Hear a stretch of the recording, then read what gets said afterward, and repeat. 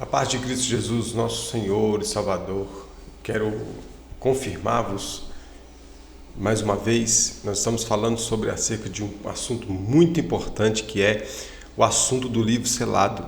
O livro selado de Apocalipse capítulo 6, a qual João, na dimensão a qual estávamos falando, tratando desse assunto, ele não viu que ninguém era digno de abrir o livro, pois ele estava numa dimensão completamente oposta à dimensão que trata da dimensão da Nova Jerusalém, já tratado desse assunto, que é a dimensão do É. A dimensão do É a dimensão onde é o presente da eternidade. Logo, o presente da eternidade, Cristo já está sentado no trono de glória e está à destra de Deus até que ele venha, arrebata a igreja, continua vindo para a segunda vinda. E então, antes desse advento, antes desse acontecimento, Jesus Cristo ele irá romper os selos do livro selado para tratar o assunto daquilo que foi escrito dentro da projeção profética, aonde nós compreendemos muito bem que, como parente remidor, ele veio redimir o homem e a terra. Porém, conforme os trâmites de Levítico 25, 23, que nós já lemos na aula passada, a terra não será vendida em perpetuidade, porque a terra é minha. O Senhor dizendo que vós sois forasteiros e peregrinos no que é meu. Pois bem, falamos sobre o assunto do resgate à terra e do poceiro, que após Jesus ter pago o preço de sangue, o poceiro não quis se retirar-se do que pertence a Deus, pois foi dado a ele pela desobediência de Adão, fazendo a terra ficar sujeita à vaidade. Aqui está um texto que eu quero ler para essa última fase dessa aula que estamos empreendendo, para poder fazer agora, completar aquilo que já havíamos falado de forma bem concisa e concreta. Isaías, no capítulo 61, diz a palavra de Deus assim.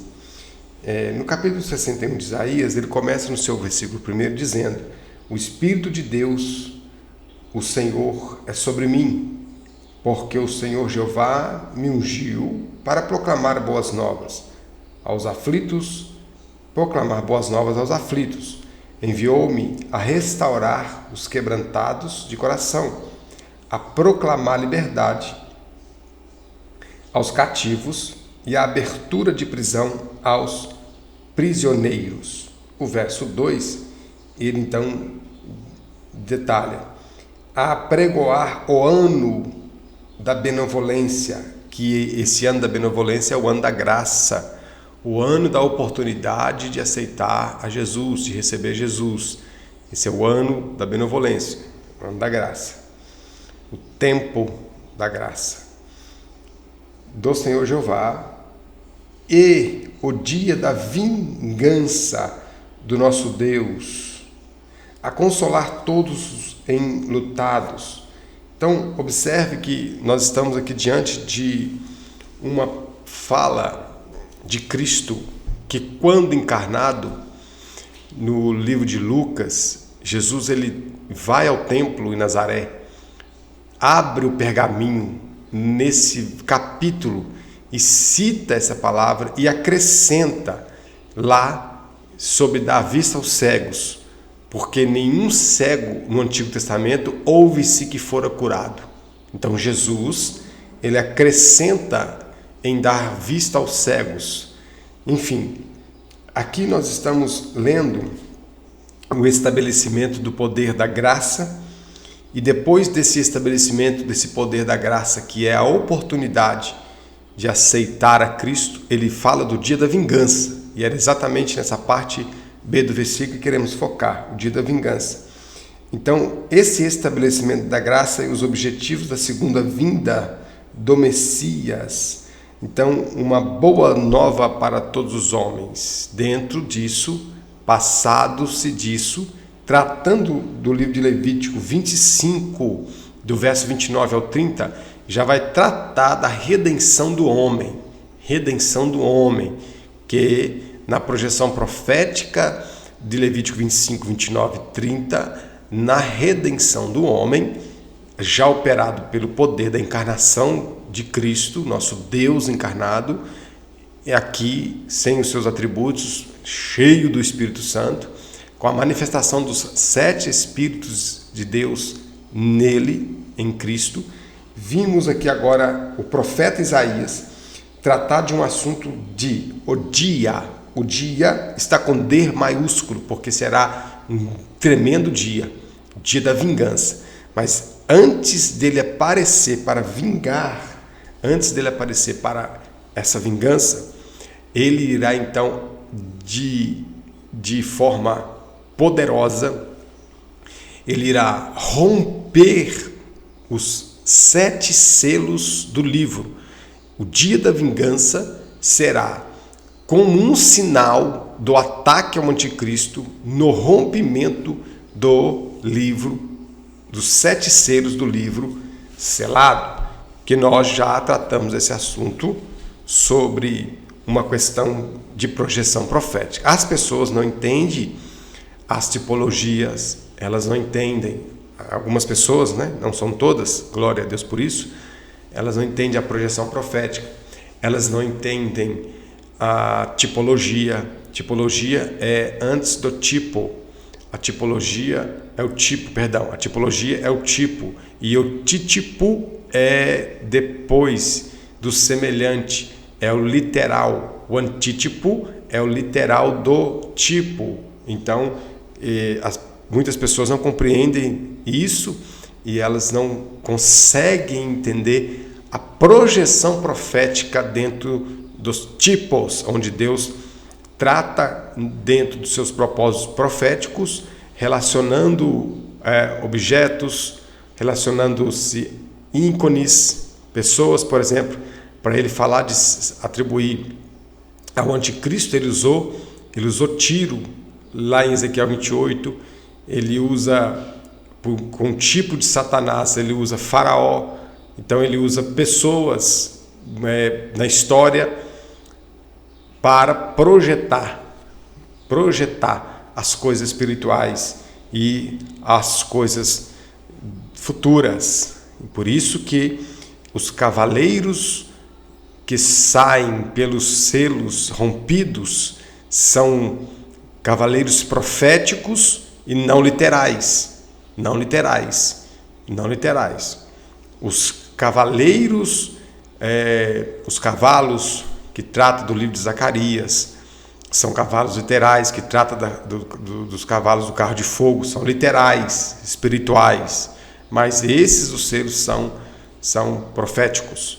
Então, quando ele rompe o primeiro selo, ele então está declarando a ascensão do anticristo. Como que alguém tem a capacidade de falar tanta besteira relacionado o que é o anticristo? Vamos ler. Apocalipse capítulo 6 diz: E vi quando o cordeiro abriu o primeiro dos 7 selos, ouvi um dos 4 querubins dizer: Vem em voz, como de trovão, vem ver. E olhei e vi que vinha um cavalo branco, e o que estava montado nele tinha um arco, e foi-lhe dada uma coroa, e saiu vencendo e para vencer. É muito importante a gente ressaltar esse termo, que dentro dessa questão desse cavaleiro, ou esse cavalo branco que saiu vencendo para vencer, foi a permissão de Deus, dado o controle do trono, que permitiu que o anticristo se manifestasse, mas, conforme Paulo escreve, que o mistério da o mistério da injustiça agora opera, exatamente os espíritos, ou espírito do anticristo, que atua no sistema, que opera misteriosamente, e somente há um que o detém, de fato, quando ele estiver presente como um homem da iniquidade, que é o Espírito Santo de Deus na igreja, que o detém. E quando a igreja for tirada, o Espírito Santo tirado juntamente com a igreja, o anticristo irá se manifestar. É simples entender que Deus não vai deixar a igreja na terra com o anticristo. Isso é fato.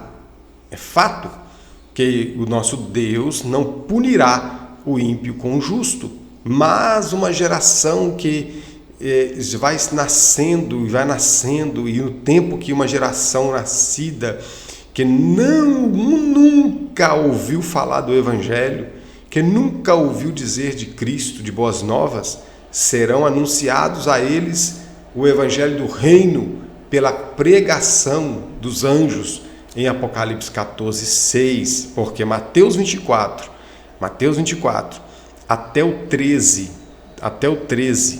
do 13 para baixo, já não relaciona mais a igreja, já relaciona o tempo da grande tribulação. E isso é provado, confirmado. E o texto que nós agora lemos, a ascensão do anticristo, dado o rompimento do primeiro selo, trata de um assunto extraordinário que já lemos. E agora, o primeiro selo, né, o falso, que vem em meu nome, conforme Mateus 24, 4, 5, que diz que levantaria falsos cristos que viriam em meu nome. E esse pirata do anticristo é o maior falso Cristo da história que já poderia acontecer. Então, a base desse capítulo, são os selos de Apocalipse 6, tratando de Mateus 24, do 4 ao 5, que trata da fala, da declaração de guerra contra o falso. Então, o rompimento dos selos declara guerra contra o falso Cristo. Eu vou repetir, o rompimento dos selos declara a guerra contra o falso Cristo. Porque o apóstolo Paulo, ele diz que quando vos disserem a paz e segurança, haverá repentina destruição. O que significa isso aqui? O anticristo estabelecerá o seu reino, e ele será um grande político, que o próprio Israel esperava, porque Israel esperava um grande político que mudaria a história, que tiraria Israel debaixo do cativeiro, do cativeiro de Roma, sob o jugo de Roma. E quando Jesus Cristo declara-se filho de Deus, dizendo que o reino dele não era aqui, o reino dele era no céu, os judeus não acreditou que Deus poderia encarnar, que Deus poderia ser encarnado. Os judeus acreditam Jesus ser um homem exclusivo, que teve o nome de Jesus pessoal e que era um homem simples, que tinha uma especialidade incomum de ser ungido por Deus para operar obras com tamanha autoridade. Mas os judeus não acreditam que Jesus era o Deus encarnado, jamais. E ainda Jesus não fez o que eles esperavam, que era atuar politicamente. Por isso que a mãe dos filhos de Zebedeu pede a autoridade de Jesus para que um sente à tua direita e outro à tua esquerda no governo dele. Jesus Cristo, trazendo para o mundo espiritual essa petição, pergunta a eles se eles poderiam beber o cálice de Jesus, ser batizado com o que Jesus seria batizado. Então, eles, sem entender o que Jesus estava perguntando, eles responderam: podemos. E aí que entrou uma situação tremenda, quando o Senhor diz: sentar ao meu lado, à minha direita e à minha esquerda, só o Pai poderá conceder. Mas de fato nós podemos sim, porque Jesus passou pela cruz, Jesus foi batizado, e Jesus foi morto e ressuscitado. A Bíblia diz que nós que estamos em Cristo, morremos com Ele e também ressuscitamos com Ele. Bom, isso é uma outra história. Mas o texto que trata desse assunto, que agora o ataque ao falso vem, a base disso em Mateus 24, trata que agora é chegada a hora do trabalho do parente vingador. É chegada a hora do parente vingador, conforme nós lemos lá em Isaías 61, que o Senhor Jesus veio para vingar. Agora é a vingança, ele vai arrancar o poceiro da terra. Ele vai arrancar por vingança o poceiro da terra.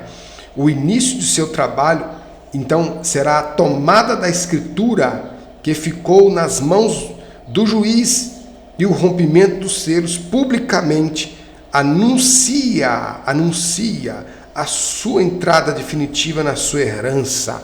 Então, a terra. Então, quando ele toma o livro, sei lá, das mãos do juiz, conforme está uma grande projeção profética lá em Jeremias 32, ele toma o livro das mãos e ele declara guerra para então tomar posse da sua herança. Agora, o leão da tribo de Judá começa a exercer esta vingança a partir do capítulo 5, né? Aí a entrada do anticristo em cena aqui.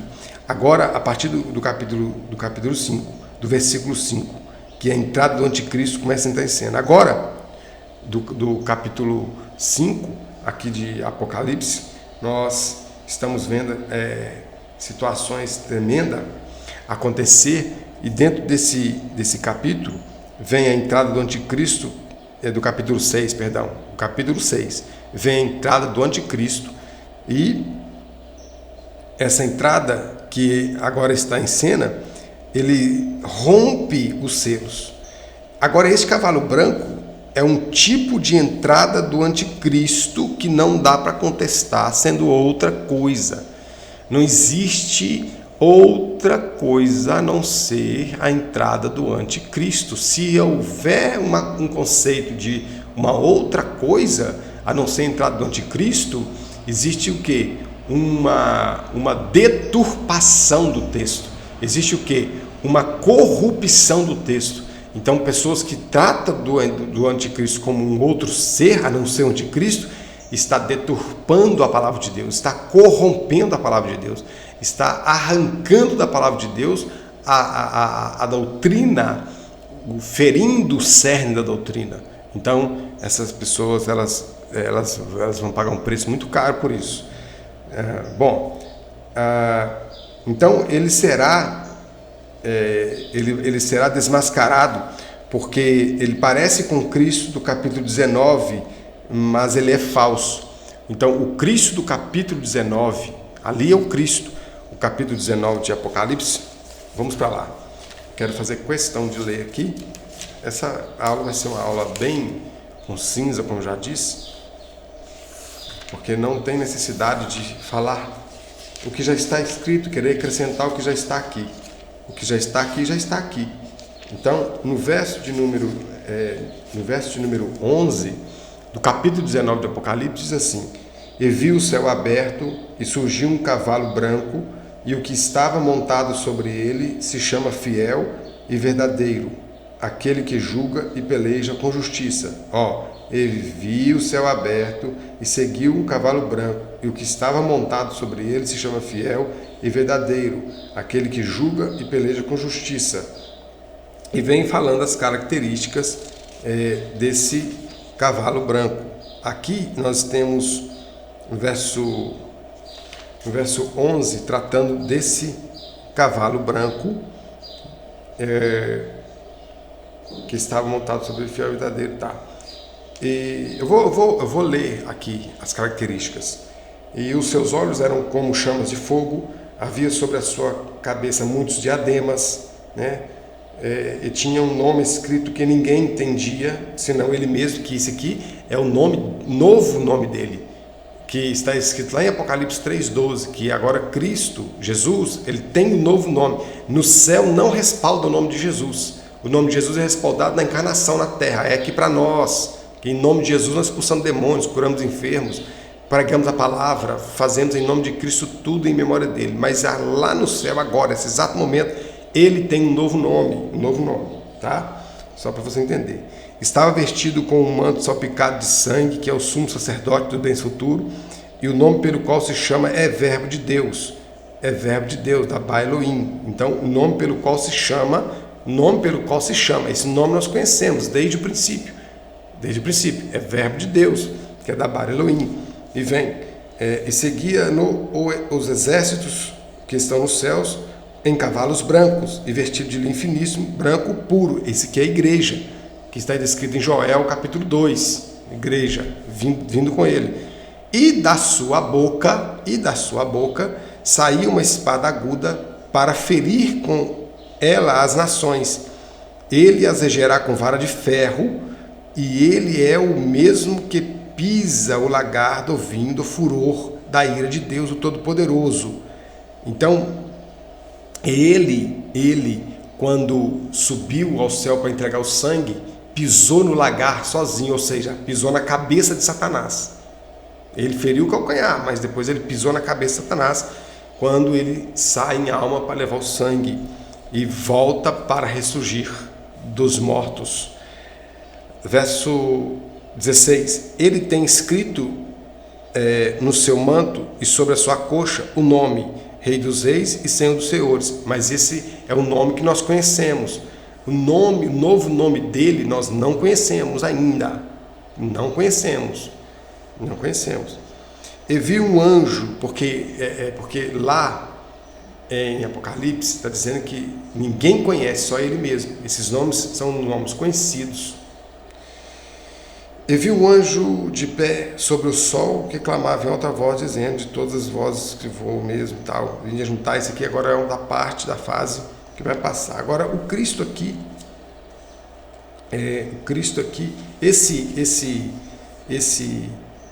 esse falso Cristo de Apocalipse 6, que é o rompimento dos selos, está dizendo que ele saiu vencendo e para vencer. O Cristo, o nosso Cristo, que sairá na sua segunda vinda, já sai vencedor.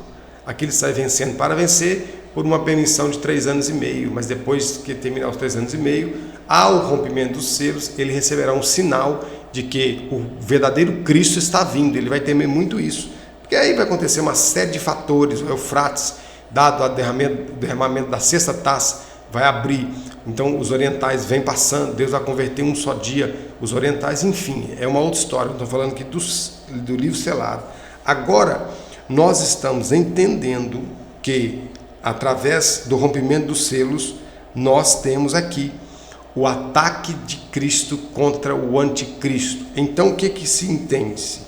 Do verso 3 do Apocalipse 6, lendo, diz: e vi quando ele abriu o segundo selo, ouvi o segundo querubim dizer: vem ver. E saiu outro cavalo vermelho, e ao que estava montado sobre ele foi dada uma grande espada, e com ela a permissão para tirar a paz da terra, fazendo com que os seus habitantes se matassem uns aos outros. Então, aqui é a morte. Então, a entrada em cena do espírito de guerra mundial, que vai entrar, representado por esse cavalo aqui. Esse cavalo é o cavalo vermelho, que é o cavalo que traz a guerra, derramamento de sangue. É um cavalo de guerra, o cavalo que retrata a guerra mundial.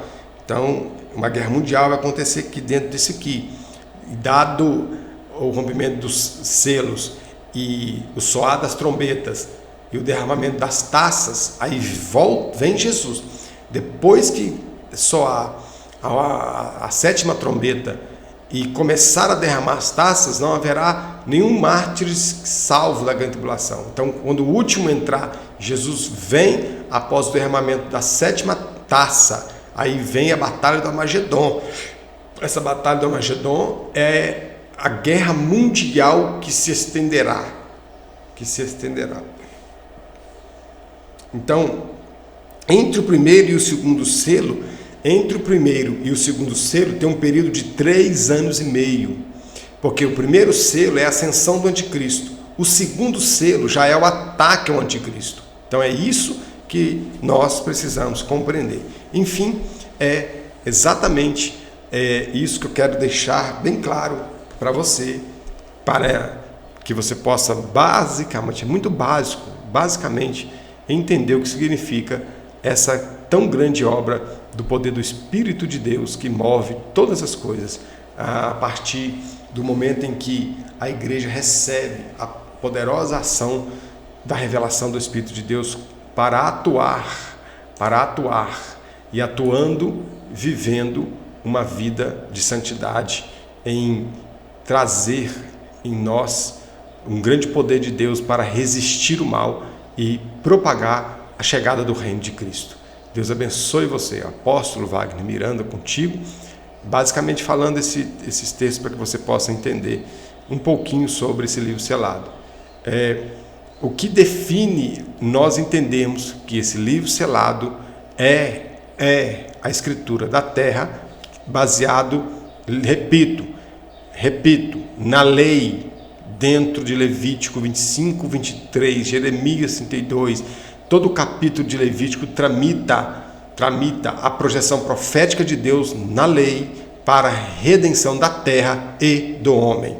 Dado esse princípio, nós não vamos falar tanta besteira sobre esse livro, sobre esse cavaleiro e sobre tantas coisas relacionadas à escatologia. Que Deus te abençoe, em nome de Jesus Cristo. Seminário Teológico do Reino, o apóstolo Wagner Miranda à sua disposição para ser vivos e ensinando a palavra de Deus. Deus abençoe.